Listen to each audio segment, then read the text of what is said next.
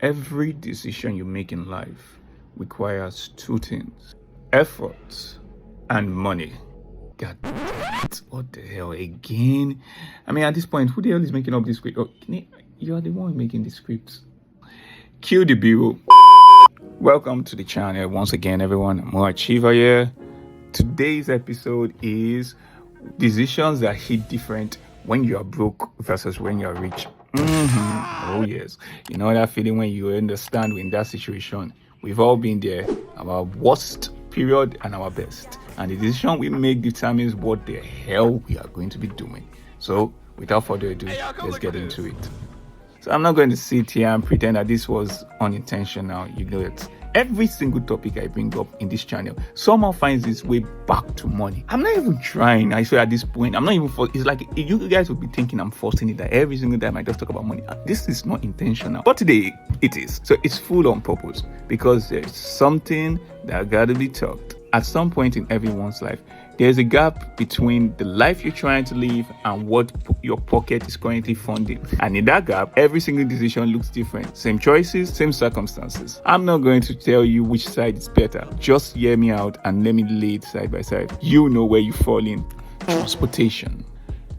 When you are broke, getting somewhere is an exercise in stubbornness. That's what I'm always going to tell people. Since the dawn of time, mankind has always traversed the destinations of every place it goes through one means and one means only: its legs. Yes, my people, before the invention of cars, boats, planes, bikes, or even hoverboards, or whatever means, fucking skateboard, in fact, whatever means that we have always tried to move, before those things were created, we had our legs. That's why I always tell people, no matter what the case, no matter the scenario, when you're walking through history with that legs of yours. So praise it and make use of it. Those legs weren't meant to be idle.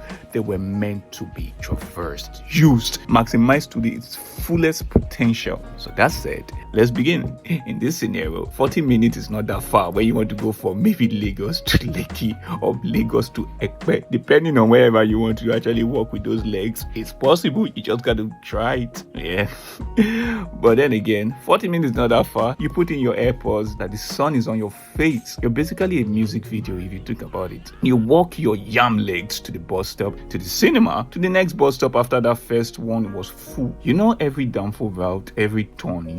Yes, you that I'm talking to. You know every downfall route, every turn, every job. See, in that scenario, in fact, when it comes to fuel, you become a master of every single drop. If you thought Michael Scofield or somebody like La Professor, or all these people that have high Q of mass production of literally the entire generation, sometimes you will become an expert. Your eyes will be more precise than even the Sharingan itself, because every job matters. You become essentially everybody hates Chris. That nigga I used to not understand him when I was younger, but now everything, and I mean everything. Then there is the Lagos traffic. Yeah, we all know this. Not just even Lagos traffic in general. I'm pretty sure everybody outside of this country, you all should have a shared feeling of this. When you're on the mainland, going to the island, you already made peace with certain things. You are in that bus doing mental arithmetic. Transport for the week, salary, what actually is left. Ghost traffic on the third mainland bridge stops being a commute and starts being philosophical experience. You start asking big questions about your life. That's what this traffic does to you, my people. You question everything. Is there a God? What are we meant to live for here? Anyways, when you have the dough, when the bread is full, you don't need to stress yourself. The boat, the Ubers, you know the ones, the extensiveness of every single means. Sometimes if you're too lazy, like I said, you just order boat or Uber, but if you want to be sassy, you can always just get a car. And when I say get a car, I'm not just talking about the simple ones. I'm talking about the high yield. I'm just being a show of type of cars. But if you're taking the boat or the Uber, you don't know which road your driver is taking you. You just know that it's completely fine until they kidnap you and literally use you for money ritual. You'd submit to the receipt before you arrive. Traffic on the island, mildly irritating. You forget that you sometimes even live in that place. Some people that don't live in the island, they always forget that even though they will experience that traffic, it's not as bad as those coming back from the mainland. Anyways, oh yeah, just so you know, there's the mainland in Lagos and there's the island. The island is where when you look at it, I won't call it just the elite, but let's just say that's where there is a bigger fish. But the mainland is for like people that are like, I don't want to stress myself. It's like for the normal place, like let's just say the normal people type of shit. Like if you ask anybody where they will get a better high paying job, it's always going to be in the island than in the mainland. Not all the time, but majority of the time. Anyways, enough explaining. Let's continue. So like I said, you forget where you live. It's part of the deal. Then you remember it stopped being a problem. I mean, I'm not gonna lie. When you get that bread in your pocket, honestly, everything just feels mildly irritating until Lagos still gives you a switching music, even though you have that dough. Trust me on that. Moving on to food. Food. I mean, I'm not gonna lie, it's a general necessity of mankind itself. If we don't have this, we're all fucking dead. So let's begin in that side. Now, you see, when you're broke, the food experience is really creative. Like you are a creative genius in the mad sense. You're not just cooking, you are engineering. Half an egg, strategic. Look at it that way. Same pot of rice, day 3, still fine actually. Even if that same pot of rice it has been for 5 days, you look right, if you look right, you say, hey man, this shit's still good. See that half egg? Remember I told you that you cut half egg, then you still cut triple of those half eggs to make it feel like the likes. You still make it for those other arrangement of that same rice that you had lived for like 3 days. Still fun actually, like I said. Rice in the morning, rice in the afternoon, and rice at night. At this point, you've developed a food taxonomy of rice. Rice with stew, rice with water, rice with butter, rice with whatever fate you have left. Wait, that actually rhymed. Think about it. Rice with water, rice with butter, rice with stew. No, okay, it didn't. But still, edit track. You eat before the party so you don't look hungry when you are dead. I know I'm guilty of that sometimes. You check the right side of the menu before you read a single word on the left when you're about to order food. You know, if you go to a restaurant or a food vendor, whatever place, if restaurant, food vendor, sorry. When you go to a food vendor, when you check the menu, you check the left and the right. You check every single word for word, left to right, right to left, looking for the best alternative for the best way to buy at least something there. But then again, at the end of the day, Indomie, aside from rice, is also our best commodity. We all know that. Indomie with egg, full meal, good night. You see, in fact, sometimes the fact that you are even put in the scenario of when you want to eat, you start understanding that like there are many things you can do with food. And sometimes you don't even need to eat for a few days, and you learn that fasting is an art of survival as well. If you think Ramadan, when you fast for 30 days Ramadan, think of fasting for more than 60 days and be like, yes, I'm doing goodwill. When you're comfortable on the other hand, the question flips. It's no longer, do I need to eat twice a day? Rather, it's, which spot should I try this week? Chowdek on Tuesday? Angels on Wednesday? You know what? Let's just go to a 5-star restaurant on Friday. Your meals prep arrives Sunday and you eat it Thursday, and that's fine. You don't do carbs during the week, which costs more somehow than just eat the carbs. You arrive at an event. When you go to an event, you don't give a shit about the food. The food is secondary. You go there for just the likes. When you go to a restaurant also and you look at the menu, you don't look at the right to the left side. You just say, have at it. Give me all you can, fair maiden, and let me eat to my stupor.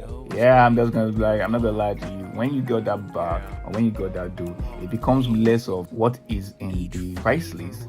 It's rather what do I feel like eating every time? What do I think of eating? What should I eat? You become lazy a bit because right now you don't even do the thinking. You just give me whatever I see in the menu. But when you're broke, they say that creative side, you look, you analyze. Okay, if bottled water is just like maybe 200 naira and like rice is just like 2,000, 1,000. All right, half an egg is 250. Oh wait, they have tiny shrimp. So you now find that the shrimp is 10,000. Well, okay, you know what I'm saying? Give me another water, 2 waters, 1 egg, half a meat and stew like that. You're good to go. Money. We always meet this point. Maybe you might actually be a recurring character. Anyways, money. When you're broke, you know your balance. Not because you are checked, you just know. It lives in your chest. You're doing arithmetic at the checkout counter without a pause. I mean, like without a calculator, you already know. Remember I said that you could be like everybody else, Chris, that literally when the cashier is just typing, you already know exactly the amount. You're not looking at the price. You're not looking at the addition of every single one of them. You already know, okay, that's 589 naira. That's 700. Okay, that's 1,000. You before the cashier even clicks on everything without you even checking the prices. I'm talking this is after you buy everything and the likes. You already tell her, okay, that is this amount and you're owing me that amount, so bring it back. You don't even need to. You would literally become a human calculator. Your time, your transfer with the surgical precision. You split every bill down to the exact naira, I'm telling you, and you check your airtime before you call someone back, because at this point, airtime becomes a luxury, and I'm not lying on that part. And unfortunately, in this country, airtime is literally the shittiest at this point, because if you buy one, next millisecond, looking at you, MTN, and then there are levels. There is a regular broke, and then there is a debit going negative. Have you ever had a debit account that literally showing negative? I'm not lying to you. You know, normally the credits are the ones that like do this thing that you can just get any amount, but debit can't. You can't even have a negative amount. I mean, that's why they're called debits, but not when you're broke. Hell no. Even when you're broke, you can be owing money with your debit account. And I'm not talking about once in a while. I'm talking like every time. You literally be owing a debit account going negative. When you open the banking app and close it and open it again, in case if the number changes. There are sometimes that we do that. Don't lie to yourself. There are sometimes you open. We all do that. There are sometimes you open your bank account. You open it just to see maybe some divine intervention just changes that amount that you have, and wow, now you become exponentially rich. I'm not even saying you need to even be exponentially. Maybe just 10,000, 20,000 naira, and like you can at least have something to chow. Nope, but we all do it. Don't be guilty on that. You briefly become even delusional. You know, that's sometimes where you think it always happens to few people that the bank accidentally sent you this particular amount. You remember that guy that they think he said they sent, I can't remember the figure, but that they sent him like about more than like 10 million naira, or maybe it was a bill, and he spent only like about 20 or 30%, and they asked him, do you want to spend time in jail for a year, or do you want to pay back? My nigga said, I would prefer going to jail. See, that type of divine intervention is what I'm pretty sure some of you are praying for. Anyways, saving money as a broke person, well, you know, it's like what they said in Atlanta by Childish Gambino. You know what he said about being broke? You alright, bro? No, I'm actually kind of fucked. Van needed that money. My daughter needed that money. Okay, not in September, but today. Okay, see, I'm poor, Darius. Okay, and poor people don't have time for investments because poor people are too busy trying not to be poor. Okay, I need to eat today, not in September. Yeah, at this stage, it means nothing, honestly speaking. That strategy, that internal financial plan, just straight out of the mud. Your main goal is just survival. I mean, what the hell do you want to do? And I think people forget that, like when they always say somebody's broke and like, oh, you can't just save money. I'm like, save money to what? What people need is now, not in the future. Unless you have maybe shelter and food to not allow you to at least be in a desperate situation. I mean, it's like literally, it's a game of survival of the fittest when you're in that situation. So, but like I always say, when the team flips the other way around, you become a $10 type shit now.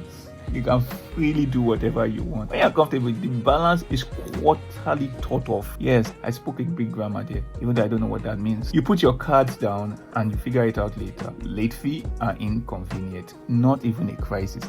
The overdraft facility exists and you use it. You can even borrow money from bank. Yeah, you know, when you have the dough, let me not lie to you. When you got cash, the banks become your.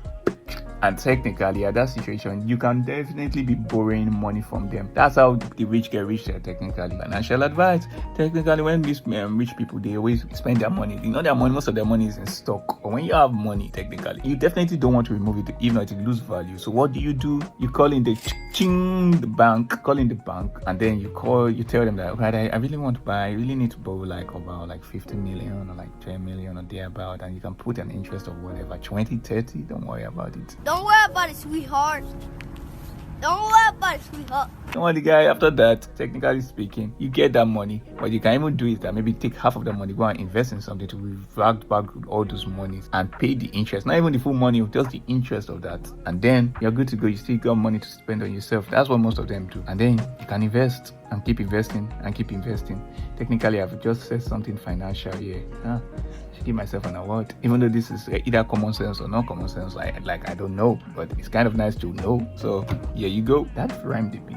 Please don't think everything I'm saying is cringe. I know it's cringe, but I have to enjoy it at the same time. So yeah, that's like the difference. Creativity once again with being broke, but that doesn't still excuse being rich. Anyways, moving on. Health and wellness. When you are broke, you can't afford to be sick. In fact, they don't born you well to be sick. You kidding me? You want to be sick in this time and age. Technically, even you yourself will kill the sickness out of it. This is not a mindset. It is a budget constraint. You look at the sickness in the face, honestly speaking, and you say, not today. It's just like what they say in the Game of Thrones. What do we say to the god of death? What do we say to the god of death? Not today. Exactly. Not this week. We don't have room for this right now. But if the sickness continues, you get me, if it actually does continue, home remedy, master babalawo, or family generational ways of medicine, 3 generations deep, field tested, passed down with full confidence. I'm not lying on that. Your grandmother has a bottle of something that has never failed. Your family has a combination of herbs, leaves, and fat, blue tonic wheat that cures most things. And Panadol! God. If I could tell you the amount of time that word Panadol has been used in so many things. I'm having a headache, Panadol. My stomach is paining me, Panadol. I literally have cuts on my body, use Panadol. I think my tooth is paining me, Panadol. Always Panadol, headache, Panadol, everything. That thing you can't name, well, Panadol can solve it.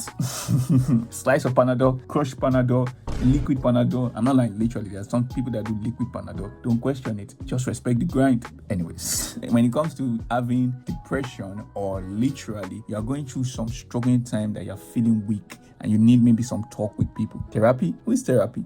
Yourself is the therapy. You talk to yourself or your friend at midnight. You become your own PhD holder for that. You know exactly who to call. The answer, that is the whole system. Running is free. That's always what I'll say in the health wise. Running is free. And since you already walk everywhere, your cardiovascular health is accidentally quite decent. Technically, you don't even need to stress yourself. You're already healthy enough by the fact that you walk every day. But when you are comfortable, yeah, man, gym membership, fucking nice meal prep that is good for you to be able to eat, visiting that doctor every single once in 3 months or 6 months for checkup, you're good. You feel better for the confirmation. You go for your test. You do everything. Annual health screening is a ritual. You go in. Like, honestly speaking, when you have the dough, you're actually very, very comfortable in terms of health-wise. But we all know you're not going to do that, because when you're rich, who gives a shit? Go and do everything you want to do. You even forget about your health. And probably, to be honest, the only difference between a rich person and a person that is broke or poor, depending on how you want to say it, is that both parties actually don't give a shit about their health that much. The only difference is that when you are rich and the sickness comes in, you got the finance to actually help that. Unlike when you're broke and you literally don't have the fundings, you go with the home remedy and any other type of babalawo that you can meet. I could go on and on and on about different scenarios and thereabout, but you all get the point. When you're broke, you're calculating the ride before you go home. You calculate the order before your first drink. You're wearing the going out outfit every single time. That's fine, because it's still work. You just actually have to now be like, when you wear a suit, and they say that if you have 3 colors of suit, you can have 25 different styles. So you become that type of person when it comes to your clothes that you used to go out. You go to weddings because you know that food is included. Even though if it's not your own wedding, you still go there because you know that you're going to eat. When you turn down an invite, you say, I have plan, I'm busy, I have work, Gotham needs me. The plan is to be home. That is the excuse. So that when your friends be telling you that, yeah, let's pay for an expense pay trip, and you're like, expense what? Yeah, everybody just contribute like 1 million, and we're going to go to Hawaii, we go to Dubai. What are you talking about? I think I'm trying to survive. Don't travel to 7 seas, please. This is understood by everyone, trust me, when it comes to that type of scenario, especially when your friends all contribute and you are like, you are still surviving. What do you mean that you contribute? Well, when you are comfortable, the night starts with, I'll book an Uber, don't worry about it. You show up in every different places, every single event, no announcement. You go to every single wedding, not because of food, but because it's just interesting and you just want to celebrate whoever it is. Your friend's sister's wedding. You go for everybody's event because, well, you can and you have the time technically. That's the full explanation. Time and affordability. That's one of the main issues when it comes to this scenario, because time in the sense of you have other things you want to be doing. Affordability because can you even afford to even do that? So that is always one of the things. There are many other things, but those two are always the constraint in any decision we make, the time and the affordability. So what I say always, choose your time, and let's see how it is in order if you can even afford that, because each one really do matter. And that is the end of that particular part. Whether you're on the left side or the right side or somewhere in the middle still trying to figure things out, whichever one you are doesn't change anything. The capacity does, and the capacity isn't permanent. So one thing I always tell you, like, no matter where you find yourself in, okay, no matter who you are, where you find yourself in, just know this: you are going to change. Every single scenario is going to change. So just continue to do what you're doing, as long as it's something that is progressive, something that will at least make you a better person. I feel like you will find your way, you will find your stand. So go out there and just try your best every single time. And yeah, that's just what I got to say about it. And this is my 2 cents of literally giving you my take on like the decisions you make when you're rich and you're broke. I'm Mo Achiever. Take care, everyone. Later.